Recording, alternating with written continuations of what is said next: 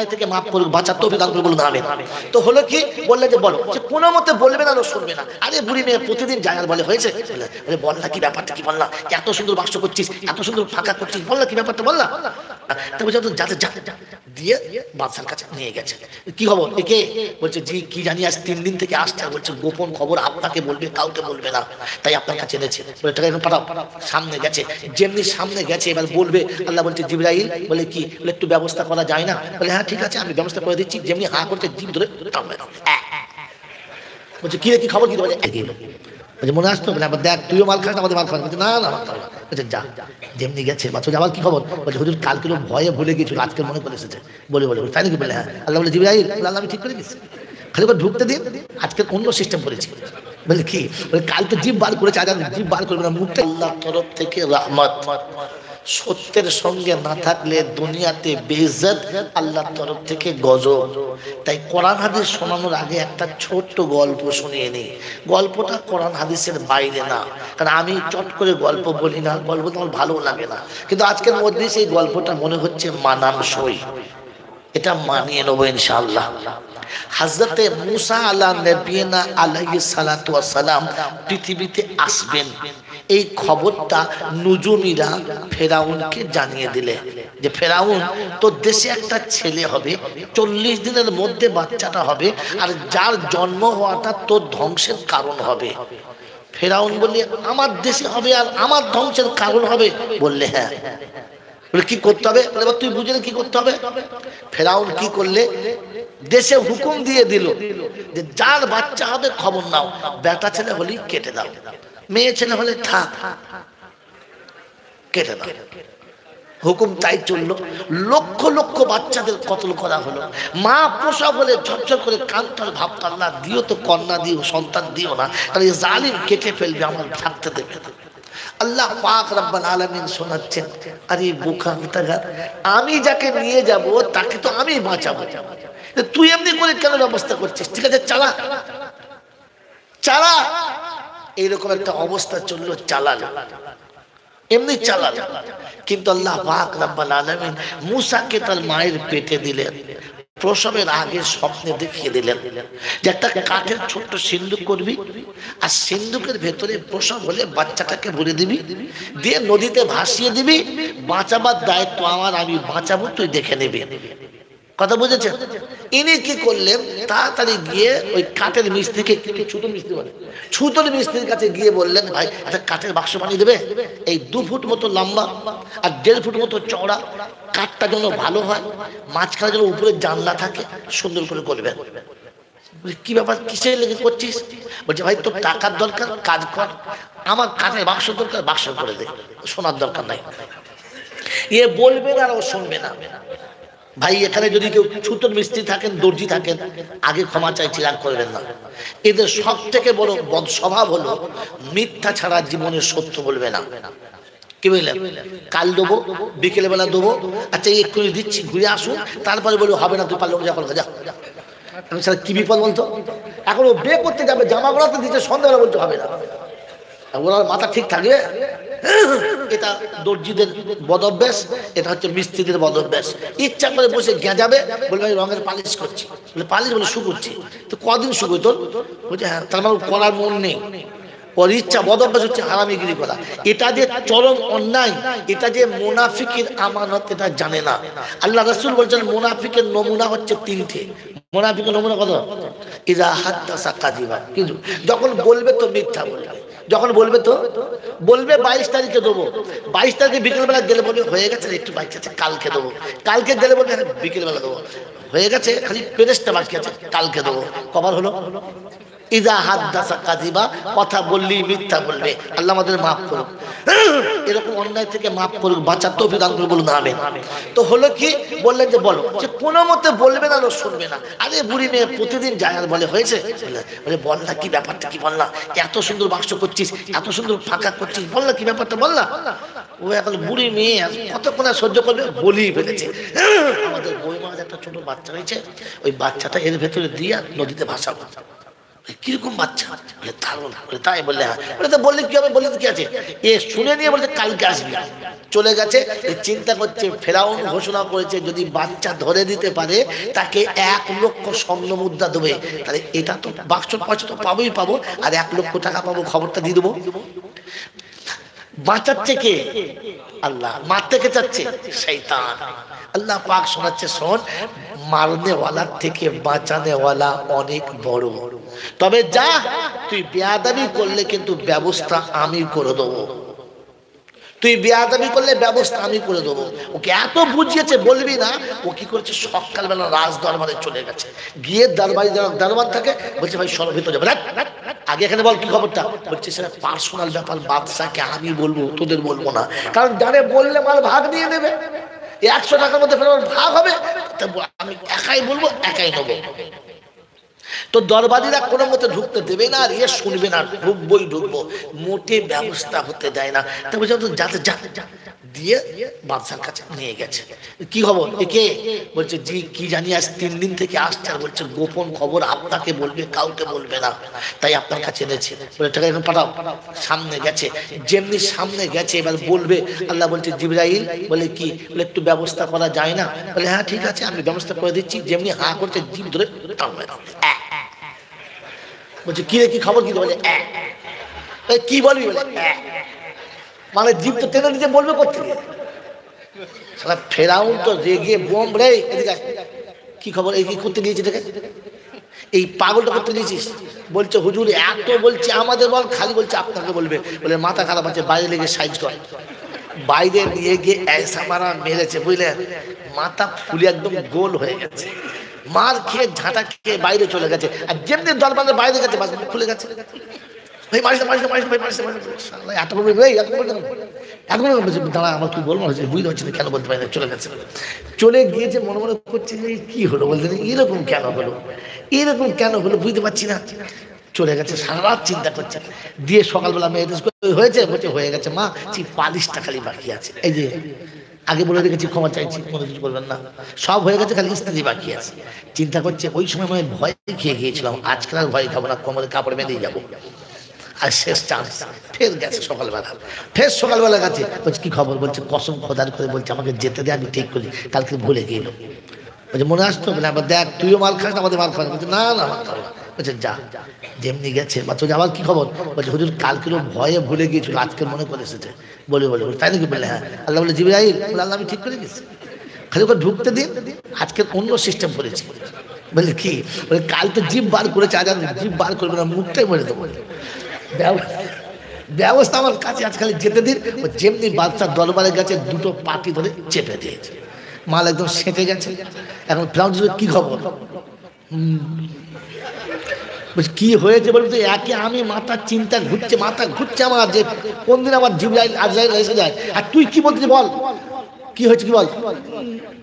সে তো মালান খোলে না, খালি করছে।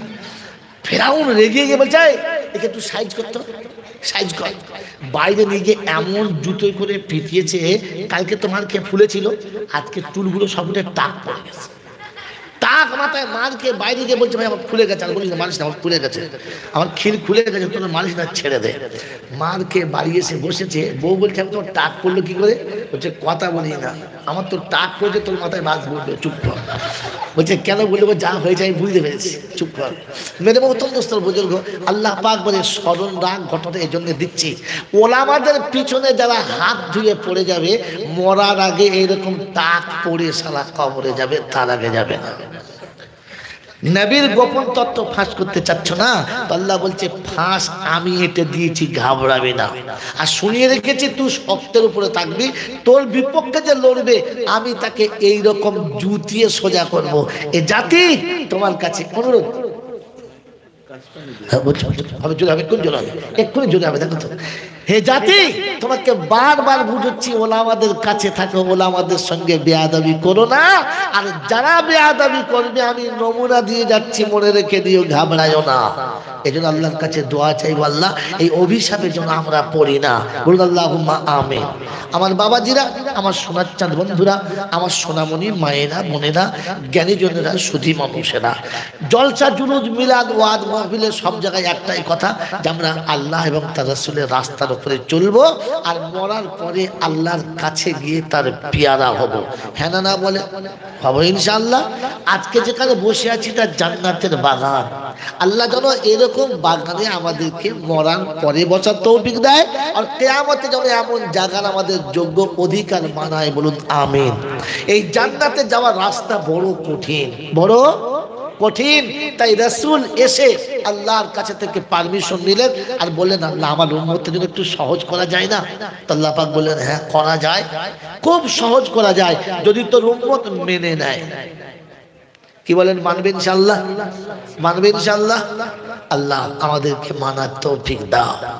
জোরে বলুন আমিন। আল্লাহুম্মা। তো আল্লাহ পাক বললেন, নবী তুমি বলে দাও তোমার উম্মতকে কি কি হতে হবে, কি কি হতে হবে। তো প্রথম শোনালেন, উম্মত তোমাকে শোনাচ্ছি, তালাবুল ইলমি ফারিজাতুন আলা কুল্লি মুসলিমিন ওয়া মুসলিমা। প্রত্যেকের নরনারীর জন্য ইলম শিক্ষা করা ফরজ।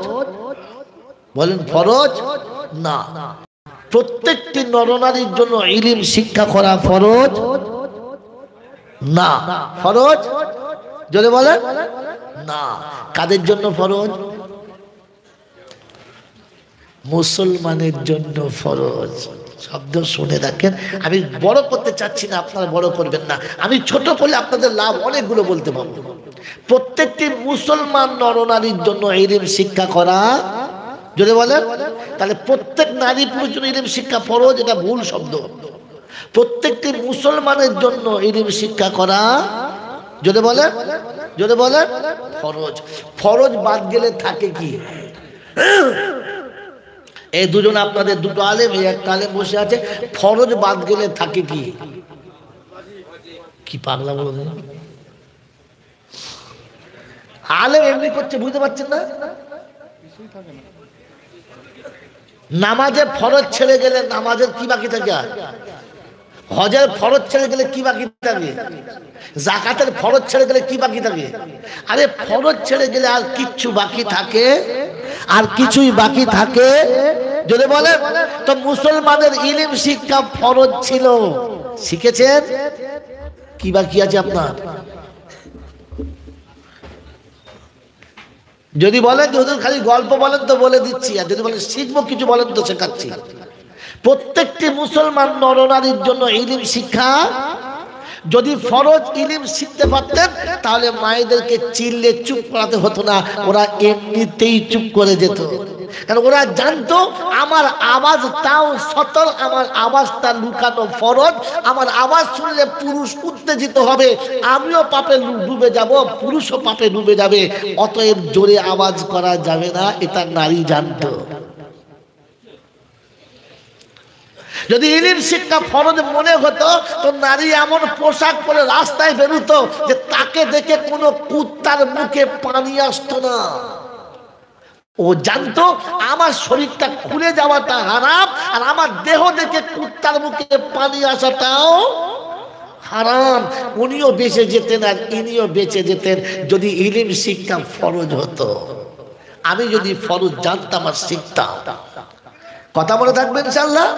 আমার বাবাজিরা, আমার সোনার চাঁদ বন্ধুরা, আমার সোনামণি মায়েরা, বোনেরা, ইলম শিক্ষা ফরজ ছিল। ইলম শিক্ষা যদি বলেন ফরজ ছিল। যদি ইলম শিক্ষা ফরজ আমার মনে হতো আর আমি যদি ফরজ ইলম শিখে থাকতাম, তাহলে জলসার প্যান্ডেলে যত লোক দেখতে পাচ্ছি এর থেকে বেশি লোক মসজিদে দেখতে পেতাম। কারণ সারা জীবন জলসা না শুনলে লোকটা জাহান্নামে যাবে না, কিন্তু এক ওয়াক্তের নামাজ কাজা হলে লোকটা জাহান্নামে যাবে, ওকে কেউ বাঁচাতে পারবে? এই বোকা কোথাকার। এর যদি জান তোমার ইলম শিক্ষা ফরজ, তাহলে মেরে মোহতরম দোস্তর বুজুর্গ, রমজান মাসে মাদ্রাসা তাকবিলে কিংবা গরিবকে হেঁটে এসে বাড়িতে দাঁড়িয়ে এমনি করে যাকাতের টাকা চাইতে হতো না। রমজান শুরু হলে রোজা রেখে ওর হারাম টাকাটা পকেট থেকে বার করে এতিমের হাতে তাড়াতাড়ি দিয়ে আসতে ভাবতো এটা ওদের টাকা, আমার না, এটা পকেটে থাকা মানে আমার সাথে হারাম এখনো লেগে আছে, এই হারামটাকে খালি করে নামাজ পড়ি। আমি জানি পেশাব লাগলে জামাতে নামাজ হবে না, আমি জানি পায়খানা লাগলে প্যান্টে নামাজ হবে না, কিন্তু হারাম টাকা পকেটে থাকলে নামাজ হবে। তাই তো সুদের টাকা পকেটে নিয়ে নামাজ পড়ি। আমি তো আসলে মুসলমান না। মেরে মোহতরম দোস্তর বুজুর্গ, আল্লাহওয়ালা ভাইরা, জ্ঞানীজনরা, সুধী মানুষেরা, ভাবেন বসে বসে পেশাবটা হারাম, পায়খানাটা লাগা হারাম, যদি বলেন আর যাকাতের টাকা গরিবকে না দিয়ে পকেটে ভরে রাখা আরাম। ওরে ব্যয়রাম কোথায়? তোমার ইলম শিক্ষার জন্য ফরজ ছিল, কথা মনে থাকবে ইনশাআল্লাহ। এই এতিমের মাল মেরে খাওয়া হারাম, গরিবের মাল মেরে খাওয়া হারাম, আর শ্বশুরের টুটি টিপে টাপা টাকা দিয়ে বরযাত্রী যাওয়া হারাম। কারণ তুমি ইলম শিখলে মূর্খ, তুমি নাদান নিরিট মূর্খ। তুমি তোমার জানা দরকার ছিল যে এতিমের মালটা মেরে খাওয়া যতটা হারাম, মদ খাওয়া সুদ খাওয়া যতটা হারাম, তেমনি আমার বিবির পিতাকে কাঁদিয়ে টাকা দিয়ে সেই টাকায় গাড়ি ভাড়া করে বিয়ে করতে যাওয়াটাও হারাম। এরকম হারামের বাগানে প্রোডাকশন হলে বাচ্চা কটা কি হবে? ফেরেশতা। খালি দোয়া চাইছে, আল্লাহ একটু দোয়া করেন আমার ছেলে যেন ভালো হয়। বাবলা গাছের ডালে কি আর কোনোদিন গোলাপ ফুল হয়? হয় না? তো আপনি তো তাই চাইছেন, চারা লাগিয়েছেন আমরা আর নিয়ত করছেন খাবেন ল্যাংড়া, তাই হয় কথা বলা। আল্লাহ পাক সব পারে, আল্লাহ পাক সব পারে, কিন্তু তিনি একটা সিস্টেম রেখেছে, সেই সিস্টেমের ভেতরে তিনি দেন। ইচ্ছা করলে সব দিতে পারেন, কিন্তু দেবেন না, তাহলে কানুন ধরে রাখা সম্ভব। এই জন্য মেরে মুহতরম দোস্তর বুজুর্গ, ইলম শিক্ষা করা, জোরে বলে, জোরে বলে ফরজ। এটা যদি ইলম আমার শিক্ষা থাকতো যে আমি মুসলমান, আমার ইলম শিক্ষা ফরজ, আমি ইলম যদি না শিখি তাহলে আমি মুসলমান বলে দাবি করা সম্ভব হবে না। কোনটা হালাল আর কোনটা হারাম আমি জানতেই পাবো না, কোনটা ভালো আর কোনটা মন্দ আমি জানতেই পাবো না। আমার আল্লাহওয়ালা ভাইয়েরা, জ্ঞানী জনেরা, সুধী মানুষেরা, আমার সোনামণি মায়েরা, বোনেরা, একজন মানুষ রাতের অন্ধকারে চুরি করেছে, তাকে লোকে কি বলবে? চোর। কি বলবে বলো? চোর। ধরা পড়লে তাকে মারবে, তার জেল হবে, হবে না হবে না? হবে। কিন্তু একজন মানুষ আপনার খুব বন্ধু সেজেছে, আপনজন হয়েছে, পাশে পাশে থেকেছে, সাথে খেয়েছে, এক বিছানায় রাত কাটিয়েছে, বিপদে আপদে পাশে থেকেছে, সুযোগ বুঝে আপনার টুটি টিপে ধরে সবটুকু কেড়ে নিয়েছে, একে আপনি কি বলবেন? চোর বলবেন? একে চোর বললে চোর বলবে খোদা এত বড় অপরাধ আমি করি নাই, পেটের জ্বালায় কিংবা নফসের খায়ের সাথে পড়ে হয়তো আমি কিছু করেছি, আমি অস্বীকার করছি না, কিন্তু বন্ধু সেজে এত বড় সর্বনাশ আমি করি নাই। একে চোর বললে চোর ছোট হবে না বড় হবে? চোরকে ছোট করা হবে। একে ডাকাত বললে ডাকাত বলবে হ্যাঁ আমি অন্যায় করেছি, বন্দুক মাথাতে ধরে লক্ষ লক্ষ টাকা নিয়েছি, কিন্তু পরওয়ারদিগার আলম এত বড় দুশ্মনী করি নাই যে ওর কাছে থেকে, ওর কাছে খেয়ে বগলের ভিতরে থেকে টুটি টিপে ধরি নাই। আমি যা করেছি তা অন্যায় করেছি, কিন্তু এত বড় অন্যায় না। বলেন চোরের থেকে বেশি জঘন্য, ডাকাতের থেকে বেশি জঘন্য, নাকি তার থেকে খারাপ? বলেন বলেন। এই বাবাজিরা, জ্ঞানীজনরা, সুধী মানুষেরা, অন্য জাতির মানুষেরা তাদের ধর্ম অনুষ্ঠান করার সময়তে তারা যা করেছে তাদের কাছে চলবে, তারা জায়েজ করে নিয়েছে। পাড়ার অশিক্ষিত যুবকরা যতগুলো নোংরামো কাজ আছে সব করেছে। আপনি তো মুসলমান, আপনি তো জলসা দিয়েছেন, কোরআন হাদিসের মাহফিল দিয়েছেন, আপনার জলসাতে যেন ওই নোংরামোগুলো না হয় যে নোংরামোটা বাইরে চলে। কোন নারী আঘাত না লাগে, কোন যুবতী যেন যৌবন নষ্ট করে না চলে যেতে পারে, কোন যুবক যেন আজকে জলসার নামে পাপের ফাঁদে হাত না দিয়ে ফেলে। তাহলে আপনি তো সব থেকে বড় খাতারনাক চোরের থেকে। ওরা বলবে খোদা আমরা জানতাম না তাই ন্যাংটো হয়ে নেচেছি, ওরা বলবে আমরা জানতাম না তাই মদের বোতল নিয়ে নেচেছি, ওরা বলবে আমরা জানতাম না আমরা কোনো নারী নিয়ে ফুর্তি করেছি, কিন্তু এরা তো সব জানতো, জলসা দিয়েও তাই করেছে, অত বড় অন্যায় করি নাই। সেজন্য মেরে মোহতম দোস্তর বুজুর্গ আমার আল্লাহওয়ালা ভাইরা জ্ঞানী তোমরা শুধু মানুষরা, আল্লাহ আপনাকে আমাকে সত্যটা জানার তৌফিক দিক। এই জন্য বলেছিল ইলম শিক্ষা করা ফরজ। কি শিক্ষা করা? ইলম শিক্ষা ফরজ। এরপরে শুনেছিলেন কাসবুল হালাল ফরিজাতুন বাদাল ফরিজা, সব ফরজের পূর্বে আগে হালাল রুজি অর্জন করা ফরজ ছিল। এই জন্য আল্লাহওয়ালা ভাইরা আপনাকে আমাকে ইলম শেখা ফরজ, তাহলে রুজিটা হারাম না হালাল আপনি বুঝতেই পারবেন না। হারাম রুজি খেয়ে যেটুকু রক্ত হবে ও রক্তটুকু হারাম, আর ওই রক্তে যত বুদ্ধি হবে ওই বুদ্ধিগুলো হারাম পথে নিয়ে যাবে। ওই হারাম ক্ষমতা দিয়ে যতগুলো কাজ করেছেন কাজগুলো হারামই হবে, আর আপনাকে জাহান্নামে যেতে বাধ্য হতে হবে। আল্লাহ রাসূল সাল্লাল্লাহু আলাইহি ওয়াসাল্লাম এই জন্য শুনিয়ে দিয়েছিলেন মেরে মোহতরম বুজুর্গ হালাল রুজি অর্জন করা ফরজ। এটাই ফরজটা জানার জন্য আপনার ইলম শেখা ছিল ফরজ। কথা বলে থাকবেন ইনশাআল্লাহ। বলেন ইলম যারা শিখে ওরা ভালো না খারাপ? ভালো। বড় পীর আব্দুল কাদের জিলানী আলেম ছিলেন কি ছিলেন না? জোরে বলেন। দাদা হুজুর পীর কেবলা রাহমাতুল্লাহ আলাইহি আবু জাফর সিদ্দিকী পুরপুরার জামিনে যিনি শুয়ে আরাম করছেন আলেম ছিলেন কি ছিলেন না? আল্লামা রুহুল আমিন সাহেব আলেম ছিলেন কি ছিলেন না? জোরে বলেন। হ্যাঁ, যত রকমের আল্লাহর ওলিরা যেখানে শুয়ে আছে সবগুলো আলেম ছিলেন, হ্যাঁ না না? তো সবাই যখন আলেম ছিলেন আপনি কেন ইলম শিখলেন না? আপনার বাচ্চাকে কেন ইলম শিখালেন না? আপনার মেয়েকে কেন ইলম শিখালেন না? আপনি কেন ইলমের ধাপ দিয়ে চললেন না? আর লোকের কাছে বলে বেড়াচ্ছেন আমরা ওলিদের দলে আছি, লজ্জা করে না? দাদা হুজুর পীর কেবলা রাহমাতুল্লাহ আলাইহির সন্তান কটা? তাড়াতাড়ি বলেন, জোরে বলেন। 5টা। কোনটা আলেম ছিলেন না? সব কটাই আলেমে হাক্কা ছিলেন, কারণ তিনি মুসলমান ছিলেন, বাচ্চাদের মুসলমান করে গেছেন, তিনি ইলম শিখেছিলেন, বাচ্চাদের ইলম শিখিয়ে দিয়ে গিয়েছিলেন। মেরে মুহতরম দোস্তর বুজুর্গ আল্লাহওয়ালা ভাইরা, তিনি নামাজি ছিলেন, ছেলেগুলোকে নামাজি বানিয়ে গিয়েছিলেন। কথা মনে থাকবে ইনশাআল্লাহ, মনে থাকবে ইনশাআল্লাহ। আপনি কবে নামাজ শিখেছেন? হ্যাঁ, ওই গরুর পেটে জন্ম নিলে ওটা গরুর বাচ্চা, ছাগলের পেটে জন্ম নিলে ওটা ছাগলের বাচ্চা। ওই ছাগলের বাচ্চাকে ছাগল বানাতে হয় না, গরু বানাতে হয় না।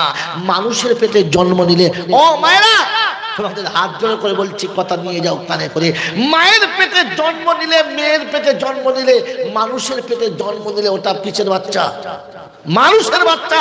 কিন্তু এ মানুষের বাচ্চা মানুষ হয় না, মানুষ করতে হয়। কেন বলেন তো? গরুর বাচ্চাকে গরু করতে হলো না, ছাগলের বাচ্চাকে ছাগল করতে হলো না, মানুষ তোমার বাচ্চাকে মানুষ করতে হলো কেন? জানেন না। খালি সল্লে আলা মাঝে মাঝে সুবহানাল্লাহ, জলসা হয়ে গেল, চল সালা বিরিয়ানি খেয়ে বাড়ি যায়। আগে জিজ্ঞাসা করুন জাতির কাছে, আমি তো মানুষের বাচ্চা, আমাকে মানুষ কেন হতে হবে?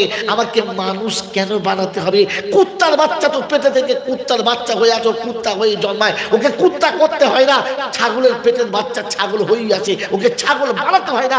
আমি তো মানুষের পেটে হয়েছি, কিন্তু আমি মানুষের বাচ্চা হলাম, মানুষ কেন হলাম না?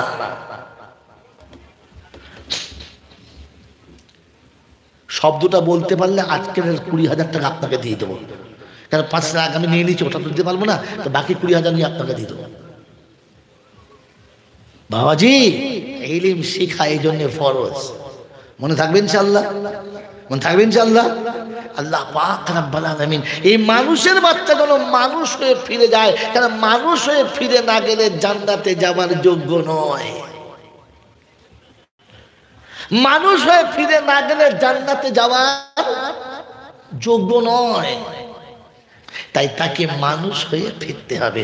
ফিরবে ইনশাআল্লাহ। মানুষের নমুনা কি? মোটা মোটা নমুনা বলেন, পাতলা নমুনা আমি বলছি। মানুষের নমুনা হলো মানুষকে বুঝালে বোঝে, জন্তু জানোয়ারকে বুঝালে বোঝে। বোঝে? যদি বলেন বোঝে, তো যারা বোঝে না ওরা কি? 30 বছর ধরে যারা বয়ান শুনে বোঝে নাই, এখনো পর্যন্ত সুন্নত আদায় করে নাই, ওরা কি? আপনি বলেন, আমি আর বলবো না। যারা বোঝে ওরা মানুষ, যারা বোঝে না, এই বাবাজিরা,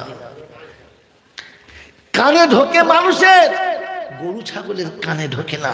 মালিক যত করে বলুক, বা পাশের বাড়ির লোকের আমের গাছ লাগিয়েছে, খায় না বা, যায় না বা, ছোলা খা, খোল খা, বা ছাগল খায় না, ও শালা ছেড়ে দিলে আম গাছ খাবে না, খাবে না? কারণ ছাগলের কানে কথা যদি বলো, 30 বছর জুমার দিনে ইমাম সাহেব বলতে বলতে গেজা উঠে গেল, মরে গেল, ভাব আর নামাজ কাজে পড়ি না, বাপ মরতে হবে বাপরে, নামাজ কাজে পড়ি না, বলে বলে ইমাম মরে গেল, ওর নামাজ কাজা হলো না, হলো না। এর নাম কি? ছয়াকাল গোল গোল। আপনি পালন করেন বাবাজিরা, সোনার আল্লাহরা, এরকম ছাগল মরে যাবে, আর আমাদের মধ্যে বলবি দোয়া করে, রব্বানা কবর থেকে তুলে জাহান্নামে দিই না, ফেরেশতা বলছে তোকে ধরে দেবো, বলবি হাত না, বোকা কোথাকার। আমি আগে বারণ করেছি, ওটাও জানিস না তো জানবে কি করে? মাল তো আলেমই না, ইলম তো শেখেই নাই। হালাকে কোরআন শোনাচ্ছে, মা কানা লিন-নবী ওয়াল্লাযীনা আমানু আইয়াদউ লিল মুশরিকিনা ওয়ালাউ কানা উলি কুরবা। আমি আল্লাহ শোনাচ্ছি, নবী তোমার পারমিশন দিলাম না, মুমিনদেরও পারমিশন দিলাম না, রক্তের সম্পর্কে যদি কেউ আত্মীয় হয় তার জন্য হাত জন তোলে না। যারা মানুষ বলে দাবি করে, মুসলমান বলে দাবি করে, আমার কথা মানে না, ওদের জন্য নবী তুমি হাত তুলবে।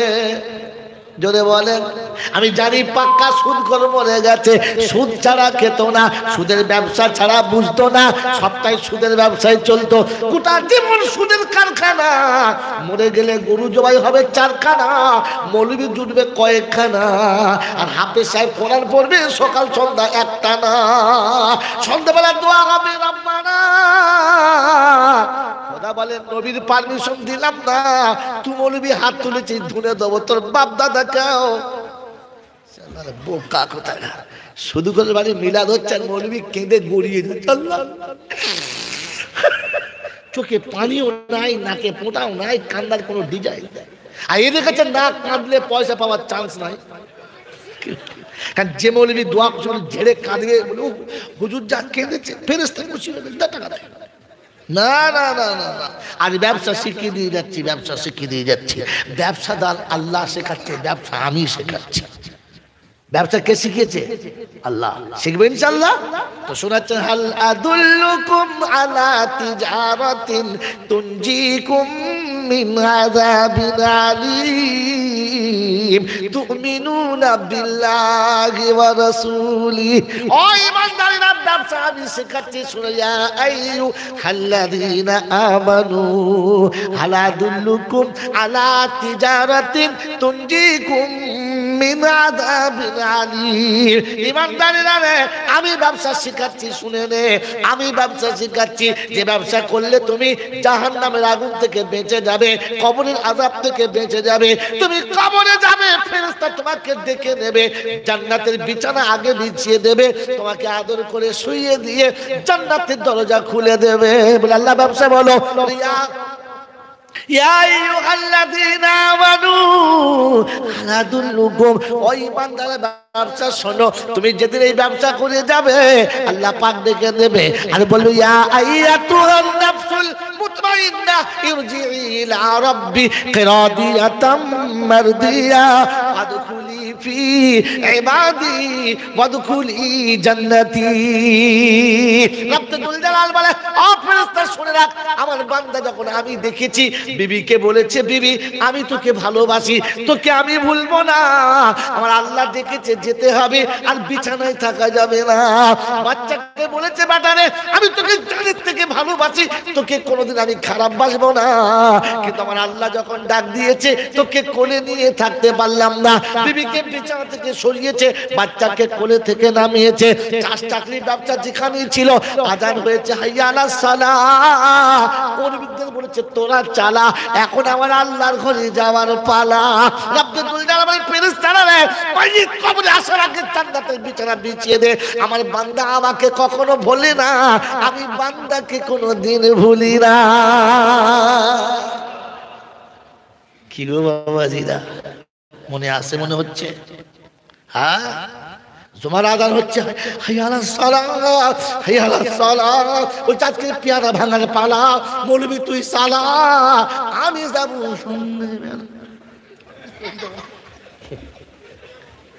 রমজান মাসে আযান হচ্ছে, হাইয়া আলাস সালাত, হাইয়া আলাল ফালাহ।